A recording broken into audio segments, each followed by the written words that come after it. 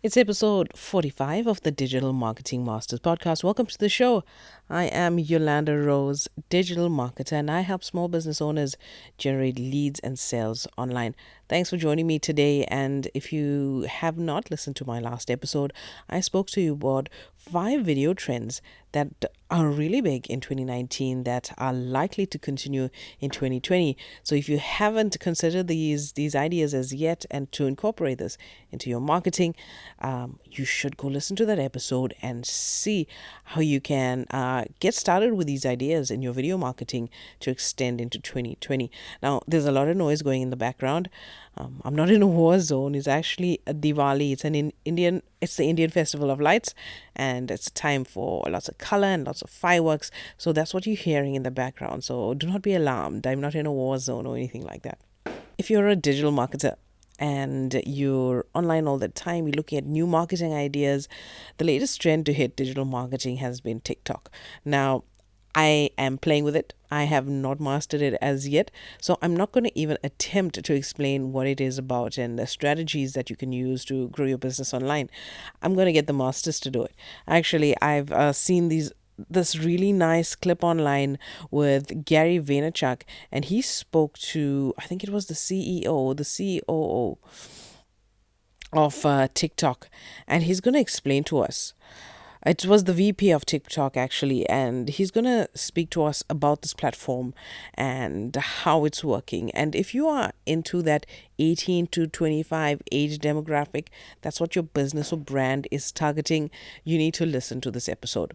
And if you're not targeting this kind of clientele, a lot of the younger people are getting into the workspace. They're graduating. They have a disposable income that they need to spend. So if we ignore these new technologies that come about that target the young people, like TikTok and Snapchat, we do ourselves a disservice for the future.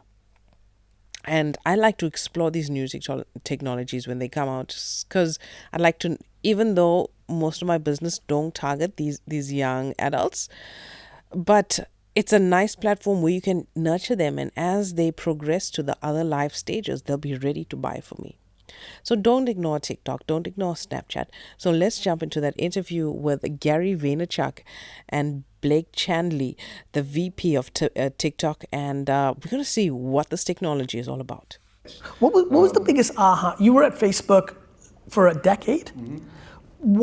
When you obviously besides seeing that whole thing happen, and obviously I'm assuming, but correct me if I'm wrong, you're like, wait a minute, this platform has a real chance of potentially being the next one. Let me be a smart executive. Obviously, there's some opportunity in being early-ish. What was the aha of the platform that was different than what you've seen before that really kind of gave you the strategic or courage to make that kind of career move? Well, I'll give you two. The aha moment with Facebook was when I met with Zuck, right? Yes. And you kind of look at that, and he's just an amazing entrepreneur and founder, right? And the passion that he exuded was, I just remember coming out of the discussion saying that's... Where were you at the time? At the time, I was at Yahoo. Understood. On Yahoo in the UK, in London. The aha moment with TikTok was when I met Amy, who's the founder and CEO. And it was very, they're very different, the two of them, right? But they're both engineers, they're both super passionate, they're amazing founders and entrepreneurs. And at the end of the day, they both want to make the world a better place, right? And when you see that combined with some of the metrics, and we saw the metrics earlier on the Facebook side as well, the metrics at TikTok are astounding. There are no surprises to people in this room. The reason folks are sitting here is because of the numbers, right? The reason I'm sitting here is because of the numbers, and the reason that you talk so passionately about the platforms for the numbers. So, and just to add my 2 cents, just like I also recognize a lot of people in this room might have a side hustle and are trying to get something started, or have a friend who does, or has some other things that she or he wants to talk about in the world that other platforms can't. I think the thing that TikTok has, and I mentioned it earlier today, LinkedIn ironically is going through the same thing. There's always this time when these platforms are so big that there is so big with attention that there's not enough content to fill it, to ultimately not create a scenario where you can get an incredible amount of awareness and reach when you have no audience. I think the thing that's been most interesting to me over the last 2 months, and I don't think I've seen this in a long, long time, where the nature of TikTok's algorithm and just how much consumption is happening there, and I've been talking about it quite a bit over the last 100 days, I've been bombarded with emails and DMs from people who've desperately been trying to create on YouTube and Instagram for the last 3 years, 8 hours a day, and within 6 days, 19 days, have built such bigger audiences and engagement, not just numbers of followers on TikTok. And that's reminiscent to the people I saw on Twitter in that first 2006 to 2008 world. You were able to get so many more followers because the nature was everybody followed everybody because it was such a small community, and you were able to get a lot of awareness. And before we do anything else, I think we all chase awareness. The industry has been overpricing potential reach with GRPs and impressions and programmatic. And here's a platform, though I still believe skews to a certain demo that may not match everybody, potentially has its way to match everybody, but has, in essence, free awareness that is very difficult to achieve in other places. And I think that in itself is important. Yeah. I think you asked a question earlier around kind of brands and how they think about it, and for me, I've been with the company for 6 months, so by no means do I have all the answers, and I would argue we don't have a lot of the answers. And one of the things that I'm really trying to emphasize to teams kind of around the world is that we need help. Like, we're trying to learn as we go, but it is different. The environment is different, so brands have to think differently about their presence in the platform. And we have some amazing brands that are doing some really cool work, and they're the kind of early adopters. It's the Nikes, the Burberrys. Samsung's doing some amazing things, and I can talk about lots of different executions and how they view it. The one thing in common that everybody has is kind of a willingness to try, first and foremost. Two, they think a little bit differently, so it's not about how do we just take content that I'm running on Insta or Facebook or Snap or ESPN or wherever it might be running, or YouTube, and try and cut it and paste it and stick it onto TikTok. There is a little bit of a different nuance to it, and the greatest success brands are having is when they are engaging with the audience in a very authentic way. I assume you would believe that to be true for every platform, that the context of the creative is one of the big conversations our industry is not having enough of. Absolutely, absolutely. On this platform, audiences are so engaged. Like, it's when people, and great examples, might be the MAC Cosmetics execution at Fashion Week, right? They retained 3 influencers. They enabled and empowered those influencers. They brought them to the shows with them. It was a campaign around your beauty, right? So it's all about you and your beauty and transformation of beauty. And they ended up with these 3 influencers creating some amazing content, getting that content distributed up on the platform. Then they had 250,000 other people create content with the hashtag, and they ended up with, I think the number was close to 2 billion video views, right? All from a relatively small investment in time and energy. How are you guys, I actually don't even know this because I'm just in full content and read comments. How are you guys counting video views? Is that 3 seconds? Like, what is your metric? So for us, video views in that context, Yep. organic, is full video views, right? For advertising, we are working with Moat and IES and others around viewability standards. I understand. And I will say it's new. Please. So we only launched our Moat and IES integrations maybe 6-8 weeks ago, which might sound crazy for we kind of appear to be this massive company, but I would argue that in many parts of the world we still behave and it's intentional like a startup. We're still building the foundation. Again, something I don't know, and I have no clue if you guys are publicly saying this. What always gets my attention is when apps shoot to the top of the download list. I'm just fascinated by people in marketing who don't download every one of those apps and plays. So I know it takes a lot to get there and stay there as long as TikTok has been there, but when's the last time TikTok announced how many users are on the platform or how many users are on the platform? We really don't announce it. We talk to brands about it. We're pretty clear with brands. We don't do it publicly. Okay. That's why I hedged. I have no idea. One policy reason or another, but it's more than with brands, one, right? We're pretty transparent in those numbers. It's not 1 billion, but it's not half of that either. I understand. Pretty wide margin, I guess. How global is it, given it's a Chinese-based company? Like where? I always remember. I was just in Brazil, which was a lot of fun for the first time for me, and which is unusual for me. I travel so much, and it was so fun to talk about Orchid, because back in 2000, when I was doing this in 07, 08, it was so fascinating to see Orchid be the dominant social. This was the toughest battle for Facebook back in the day. I remember. So Are there any pockets that TikTok has completely exploded in?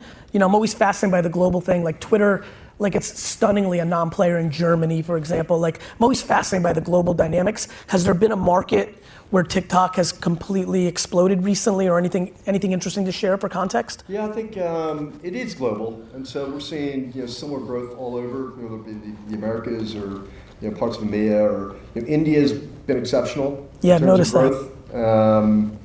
And that culturally it just resonates, and so there's been a lot of growth in the India market.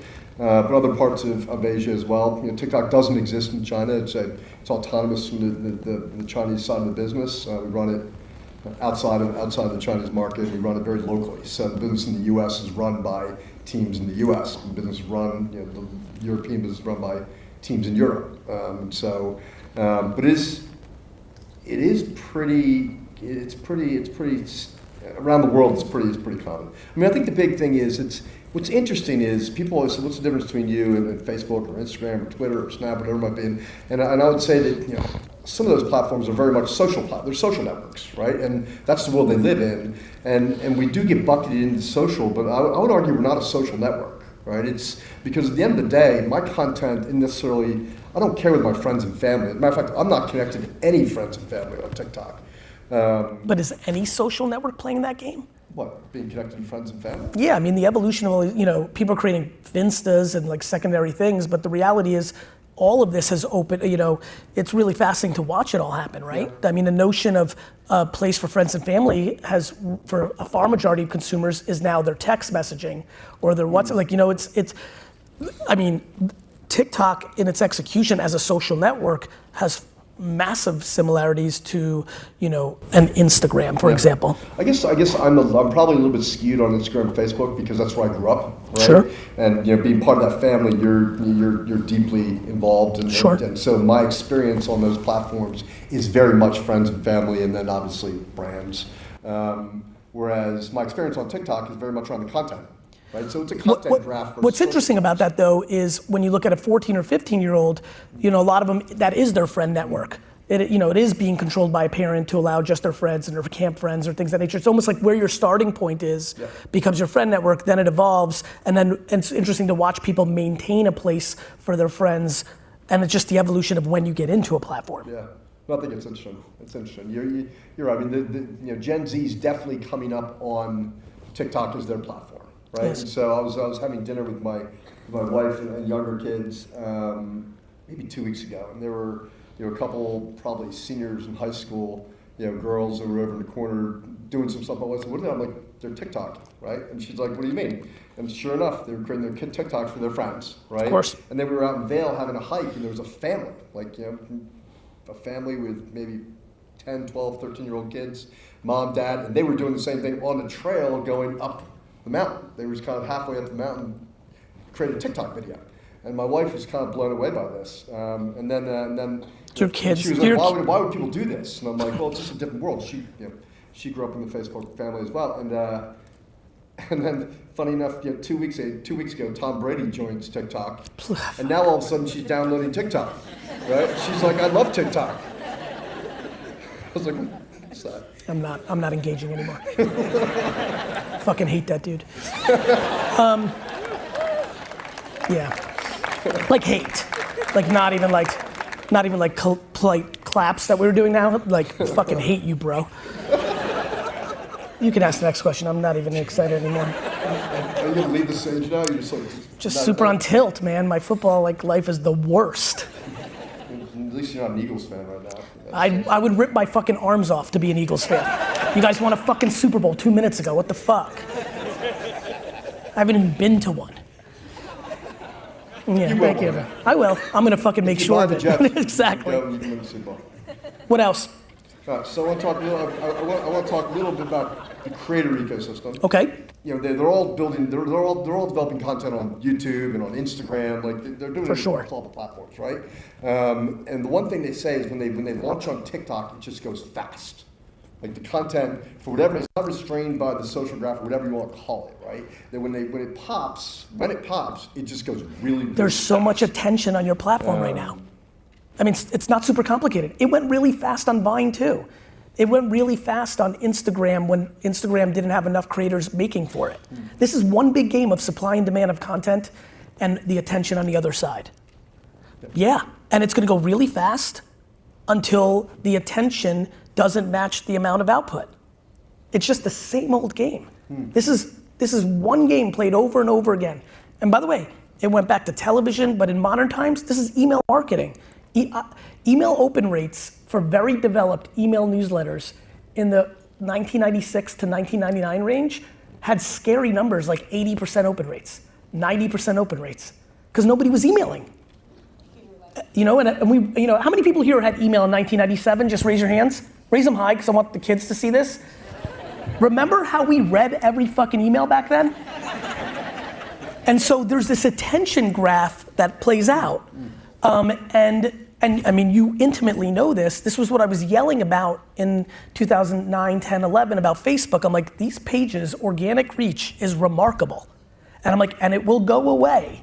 And it was not because I knew anything other than it always goes away. TikTok, inevitably, unless it's able to suck out all the collective attention of the world at all times, eventually there's a crescendo, there's a tipping point where there's more content being produced, plus you'll eventually, I think, maybe not, create a product where people can start showing up in the feed or other places. It's a land grab. It's like buying up beachfront property in Malibu. Somebody did that, and eventually it got more expensive. And so, yeah, I mean, I speak to all the creators top down a lot, and I'm spending a ton of time talking to them over the last 150 days, and you're absolutely right. And where I'm really passionate is being a creator now is like everybody's dream at a youth level, and then more importantly for a lot of people here, storytelling and having it seen is very important. And I think it's one thing for a creator that's already won on YouTube or Instagram or somewhere else when they come over. What's been so fun for me is seeing these people who've, I said it earlier, desperately have tried for the last 3 years and seeing how quick the results are. And look, you know, flag in the ground, because I try to be historically correct. You know, I have no equity or involvement with TikTok. I give a fuck if it disappears tomorrow. Hopefully that doesn't happen, Gary. Fair enough. I respect. I'm sure that 10-year run in Facebook wasn't the worst, Blake. But nonetheless, I think for me it's like, hey, how many more times does this industry, Adweek, need to see this show to understand what the game is? The game is very simple. Things emerge that have uncomfortable amounts of attention in comparison to how much output creatively is there, and those are incredible times to storytell and learn. And people waiting for it to be real or some reporting mechanism to, you know, the rub, and you know this is your guys' world, the rub of waiting for reporting to justify your spend on it is the rub. It's no different than podcast pre-roll right now. I mean, there's no confusion that there's an enormous amount of people listening to podcasts, but watching people not buy ads because the reporting isn't in place yet is why people don't do it. And that's why entrepreneurs and startups always grow, because big companies trade on fake metrics and small companies trade on truth. So I'm gonna let that just sit in for a second. Yeah, I mean, that was very profound. It's historically correct. You know, all that TikTok, for me, being the first brand to go heavy into TikTok that is targeting that demo, because I still don't fully know where the demos, but let's just say skews younger for now, is no different than Procter & Gamble being the biggest spender on television in the 50s and 60s, because that was the arbitrage. Or Wish, the shopping app, you probably knew this. Yep. I mean, this is what Facebook executives joke about all the time. There's all these companies and LLCs that nobody's ever heard of spending uncomfortable amounts of money, and Coke and BMW are spending a third of that, and everyone's confused what's going on. To me, if you're selling to 15 to 25-year-olds anything, and you don't have an uncomfortable strategy, uncomfortable is a slang term for all in, creating every day at scale on TikTok, you're missing one of the great kind of moments, and the shit can go away. You know, and it still goes with you. One of the things that I'm always fascinated by is people like, well, Gary, what if it goes away in 3 years? I'm like, you take the brand equity with you. There was a lot of people who built a lot of brand equity on Vine, and when they started creating on Snap or Instagram, the audience, a percentage of it went. I don't know why everybody's so literal. You're so happy to market on Super Bowl or on television or on outdoor, that goes away too. But there's something ideological in the system that has this sad feeling that it might turn into MySpace. My preference is that they all die, because that means the attention's moving and it will always benefit the quickest and the people that are most willing to play that game, which is my most comfortable game. I love having debates with people about the past. The past is always people's vulnerability to the current and definitely to the future. So I think that, listen, I'm a big fan of everything you just said, right? I'm an entrepreneur, I'm innovative, I love this space. And the reason I joined the company is because at that inflection point where, it's having to learn, it's having to grow up a little bit, it's having to think differently, it's having to create some standards. It does have to have some measurability, 100%. give people confidence. 100%. Content's not only being seen, but it's having an impact on awareness, consideration, intent. And real quick on that, I apologize, Blake. That's all true and all plays here. That has nothing to do with what the consumer is actually doing. Yeah. That's the rub. Of course that's gonna happen. That's why you go there. And that will play out over time. But every second you wait for that to happen, the underpriced attention becomes more expensive. Yeah, there's an inflection. Up until probably a month ago, I think a lot of that was true. There were good brands that were coming on the platform. There were dozens and dozens and dozens. In the last month, for whatever reason, there's been a real inflection point. Everybody's back from the summer. Everybody's back from the summer. It could be the summer. It could be because I'm just doing such a great job. Oh, got it. That's where you were going? No, I think it's fucking August. Yeah, that's not where I'm going. But it could be when you started talking a lot about it. I don't know about that. But there is a lot more activity now. And some of the more what I would call mainstream and really powerful brands are getting on the platform and experimenting. Yeah. Right? Because it is about experimenting. It's not. The point you made earlier is we could easily launch a platform and say let's take 15-second clips from wherever else and stick them in our feed, right? And build a currency around it and scale the business. We could do that all day long. But when I talk to leading brands, what I keep trying to say is we want it to be different.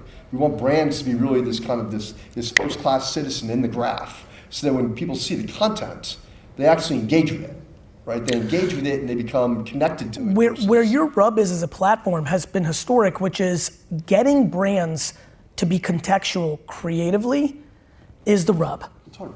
It is hard because they are partnered with people often that don't contextualize creative or they don't see it. Real quick, I apologize because I don't know if we're supposed to do this. We're gonna take some questions, right? Yeah, in a few more minutes. Is that what you said? Okay. Do you guys know about this, the Slido stuff? Okay, cool. Yeah. Sorry. Oh, there we go. No, but if anybody saw today on TikTok, Walmart's got a great activation. It's saving shuffle. It's in the stores. It's kind of engaging. It's but getting Walmart, which is kind of one of the biggest brands, certainly in the U.S. And engaging with that audience is a big deal, right? It's kind of one of those seminal moments you start seeing those kind of brands. And we're seeing that with a variety. HP did amazing. We saw Chipotle's done some great things. Yeah, so there's lots of great work coming. I'm gonna jump in on number 4 because I'm excited about it. I don't know if they're showing it up there, but the question is, how can TikTok ensure they will not have the same destiny as Vine? I touched on this earlier. For them, at least what I've seen historically for the last 10 years, they're gonna have to continue to innovate the product, right? I think if you look at Vine, it got stuck. It just stopped innovating features. Obviously got bought by Twitter, and so it had those dynamics. Platforms that have been able to continue to innovate with trends. Look at Facebook now. They're pushing groups because that's innovating with their, what's the behavior on that platform. I think one more time though, because I think this is the biggest value add I can bring here, we have to start looking at these platforms like shows, not like channels. Again, when it's relevant, you market on it. When Coachella's at its hottest, you activate there. When nobody watches the Super Bowl in 30 years, if that's the case, I have a funny feeling nobody's gonna buy Super Bowl ads. It's not complicated. What I tend to do is spend hundreds of hours consuming content, but more importantly, comments. I spend almost, when I think about the 100 hours plus that I've spent in the last couple months on TikTok, 90% of it has been reading comments of the piece of content. So I go into, For You or where it's Explore or things that are popping or get into a hashtag portal or, see something popping. And of course I'll look at the singular piece of content and that takes 2 seconds on the platform or 6 or what have you. It's actually spending the next 15 minutes reading how people react to it. So, for me it's seeing new acronyms, slang term. It's been super interesting, to your point, over the last 45 days. I always loved, and I loved it on Snap, and I loved it on Vine, when people that aren't 15 start coming onto the platform. Like, nothing makes me laugh more than like seeing something go viral and just reading comments, and you can look at the profile and see it's like a 30, 40, 50, 60, 70-year-old, and 94% of the comments are, what the fuck is this? You know, which is like the best, right? Like you just learn, and so I'm looking, I was waiting for the first F-bomb. That didn't happen during Tom Brady? No? So. Oh, maybe it did, yeah. The number one thing I look for, I think will resonate with this audience, is I'm spending all my time looking for, are there nuances that make me believe that this is going to age up and stick around, but that doesn't stop me from making at scale and extracting awareness at the time. And no different than MTV, and then what that evolves into, if you have ambition to be successful at your craft, understanding what's going on here now is going to pay dividends for the rest of your career. I think the reason Snap and Vine and Instagram stories and TikTok came so natural to me is because Social Cam was an app that used the algorithm of, remember that? Do you remember that pop? I don't know how many of you guys remember Social Cam, but for like 48 seconds, it popped, and it was the same time that, Photo Booth was popping, and so, like the idea of storytelling that way, you can see so many of the nuances of the content today on TikTok that are grounded in the DNA of Social Cam and Vine and Musical.ly, and that's important because then you start understanding how to storytell. Because being a creator, as a creative director for a brand, I think we all know this, like having the tough conversations as they evolve with the biggest brands in the world to justify why to be on this, it has to go much deeper than, test and learn is always right, and you're seeing that now, but at some point this conversation is gonna evolve into, is this doing anything for my business? And the only way to actually make that happen is to be a relevant storyteller within the context of the four walls that we're in. And that takes strategy, let alone contextual output. That leads into a good question, which is how do you see ad creative for TikTok evolving in the context of Facebook, Instagram stories? Look, I think from my perspective, the industry, the reason I fell in love with the feed, right? The idea of those ads was there was less friction in that at the time than there was in a pop-up on a website, in a pre-roll before you saw what you wanted to see. And the native integration of that was far greater than anything I had seen, which is why it came natural to me, because I think friction to the consumer is the devil. And so I was pot committed, and it had its run. And now I think we can all recognize that we've been conditioned to expect ads in a feed, which means inevitably it will decline in its relevance with human conditioning. I don't know what TikTok's thinking. I think you've alluded to it twice, and I think it will always be an interesting thing of like, how do we get brands to actually be great at just creative on the platform? But for me, it's always how to make the least friction within the four walls of where you're consuming to actually get the ad across. Integrated in the content is always the best way to do it, especially if you can do it. But if you can't, and you have empathy for the fact that TikTok's building a business and will create ad products, it'll be interesting to see where it goes. It's funny, you guys started doing the ad that like is just there for everybody when you open. That has such great scale, and it reminded me of trending topic on Twitter. I don't know if you guys remember the trending topic ad on Twitter when it was still a desktop app and it wasn't like heavily mobile, and it would show you trending, and you could have the number one, you could have the ad above the number one trending ad. And I remember we did some stuff for GE and Green Mountain Coffee that was uncomfortably successful because of just the sheer awareness, just good old fashioned actual consumption and awareness, which is the counter to contextual at scale. So it's interesting to see you guys have already gone there. Yeah. And I think I don't know where you guys plan on going, but the least amount of friction will result in the best results. And the ones that I think so there's core products. I'm not going to bore the audience with this because people can see it, whether it be hashtag challenge, which is basically integrated into like the meme culture, or the top view, which is kind of what Walmart did today, which is kind of a mass scale I truly believe if people were to pull me aside and say, where do you want the world to go? I really want this to be heavily driven around native feeling ads. I want brands to feel like they belong in the feed. I don't want it to be an interruptive experience. My friend Mark Darcy over at Facebook used to say advertising it's all about averting people away from the content to talk to your brand, right? And I really want brands, because the success they're having when they engage audiences, it's whether it be the Chipotle or whether it be MAC Cosmetics, or whether it be with Ralph Lauren did with the US Open with the hashtag winning, like the numbers are staggering. Not just because of the sheer scale, because they're actually engaging these folks, and the creative is being created by the audience. Let me slip this in because I think it will help the audience. I'm genuinely curious as well. One's the best use case for TikTok beyond Gen Z, and then the other, and I think it just went away, which is too bad. It said, you're saying that we should get on TikTok. I remember it because I read it. Yeah. You're saying that we should be on TikTok right now to grab this underpriced attention, but is it relevant for things outside of Gen Z? In its most simple point, are you confident and comfortable at this point telling brands that are marketing to people that are 25 to 45, let's just start with that wide, massive demo, that there's enough user attention on a platform that justifies the investment to put into the platform? Absolutely. I mean, I would say a year and a half ago, I might not have been able to make that comment. When it was purely musically, TikTok has fundamentally shifted from a demographic and from a content diversity. Forget about the content diversity, which I think you guys, to your point, have done an extremely good job to make sure it's not lip syncing. Like, how are you, like, this is actually a very selfish question because I'm getting hit up by my brands. I'm not, on common sense, paying attention with no data behind it.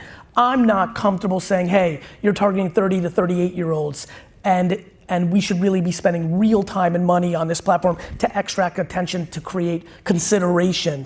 Are you guys sharing with brands numbers? Yeah, we're sharing all the demographic numbers. So they're broad. I mean, it's not like how many 17-year-olds or 23-year-olds. Yeah, because you're not capturing that. 24, 35. You're using third-party data overlay on that because you're not asking for that info, right? We are using our own data on that because it's part of the registration process. Yeah, I don't recall at this point because you put in your data. Yeah. Okay. Yeah. Great.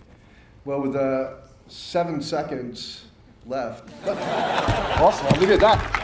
Thanks, y'all. Thank you, guys. Take care.